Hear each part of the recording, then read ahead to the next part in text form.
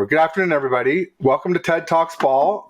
We've got a post-Game 2 edition of TED Talks Ball. The Warriors smashed the Lakers last night. They won by 27 points. It wasn't pretty, up by 30 by the beginning of the fourth quarter. However, I guess that gave a little bit of extra rest to AD and LeBron. So maybe that'll help them in Game 3. And that'll be Saturday at 5:30 p.m. Pacific, 8:30 p.m. Eastern. Super excited to chop it up here today with B5, Benji SEO. You may know him also, B5NNN on Twitter. Benji is a big Lakers fan and also my designer and producer. So, Benji, I'd love to get your thoughts on Game 2.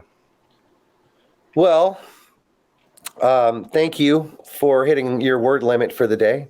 And to those of you that are still awake, because I turned it off at the end of the third quarter. I knew, I'm a Laker fan. I know when we don't bring it. And it always seems to happen, if you notice, it happens between 6 minutes and 4 minutes in the third quarter. I can tell you as a Laker fan how the whole game's going to go with those 2 minutes. Because every game we either fly or we die. And we just decided to stop playing. And this is why I think it's important to rest AD and LeBron for Game 3 of every series. I just don't ever see, especially when, you don't have the home court advantage. There's a lot of good things and a lot of bad. How do you want to break this down? By quarter, by reaction, by what's your call? Well, the Lakers were up by 3 at the end of the first quarter? We both came out sluggish as hell. We both came out sleepy.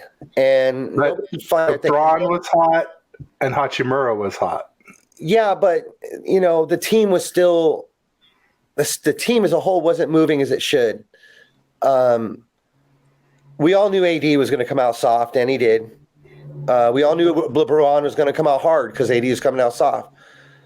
But what I didn't expect to see was something I really liked was D'Lo backing down Steph and really taking energy from Steph and causing fouls and frustrations. And I thought posting up Steph is something that could change the series. So that's the first thing that caught my attention. They didn't go back to it. And then Steve Kerr made an adjustment. I thought that your guy was playing sick because he was really hurt. And I was like, well, good, we're going to do even better.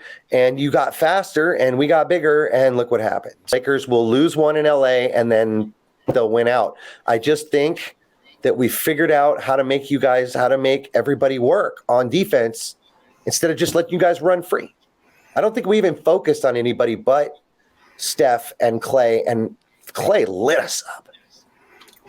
8 from 11 from 3.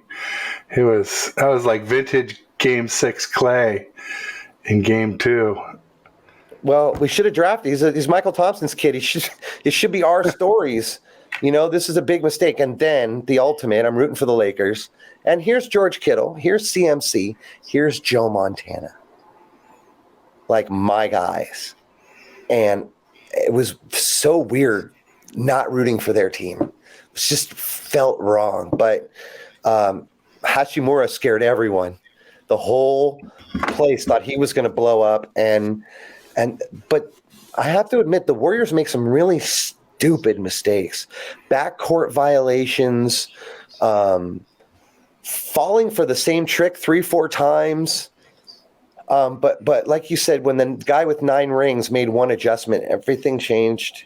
And it let me know that Darvin Ham is getting outcoached completely. And people have been asking, does coaching matter in the playoffs? I'm like, more than ever. And this I had somebody on the timeline try to tell me that coaches aren't necessary in the playoffs. That's so I did a poll. Yeah. I did a poll and it came out almost 90%. It was just overwhelmingly. Who was the guy that said that coaching doesn't matter? His handle is Limpin Perry.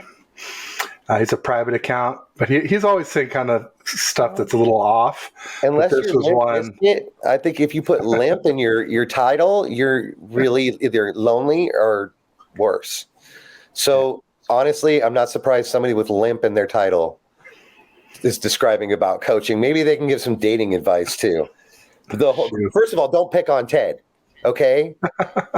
Second of all, I can handle it. I can handle it. 90% wrong. 90% non-limp, correct. Yep. 10% limp, incorrect.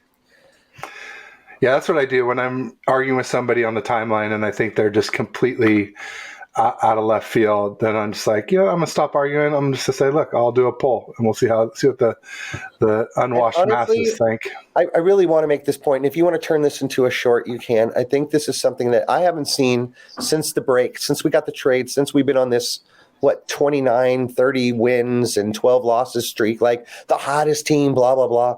I've never seen the refs control a Laker game as much as they controlled that game.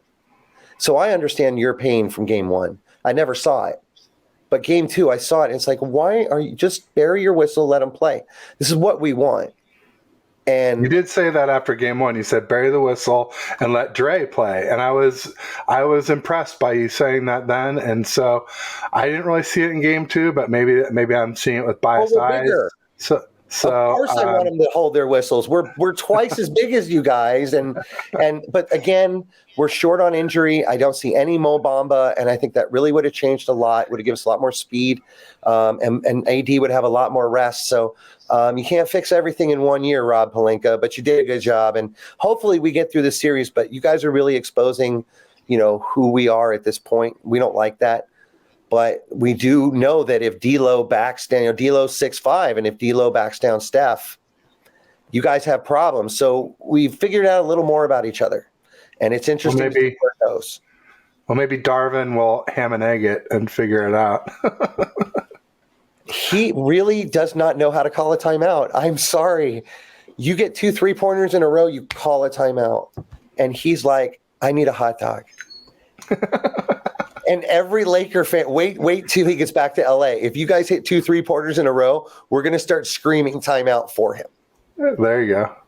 So, or LeBron will, right? I mean, that's the thing. I mean, I think this guy's a Laker fan, and so maybe he's just thinking, coaches aren't that important because, LeBron's kind of like the coach and the GM all rolled into one. No, not when you're playing off ball 80%, bro. Not anymore. Not when you're old, not when you're 38. But look, let's stay true. I still say 6. You still say 7.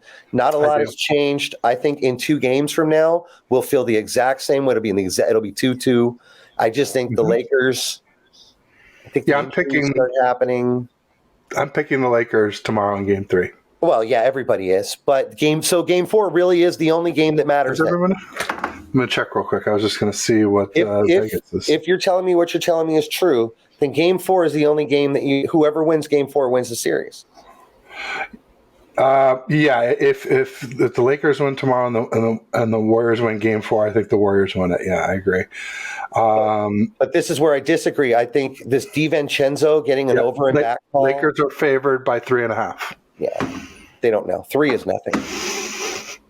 Well, I would say don't bet. If you're going on MGM.com, don't bet because this series can go up or down or left or right. So I don't know where to call it. Save your money and enjoy. Well, my stat for the game is that the Lakers have won 9 straight game 3s when they're in a series tied 1-1. So it's game 4. It only matters. We can repeat ourselves. We can do clickbait. We can do stirring the pot. But all that matters is at the end of the clock at game 4, what's the record? And if it's 3-1, it's over. And if it's 2-2, it's over.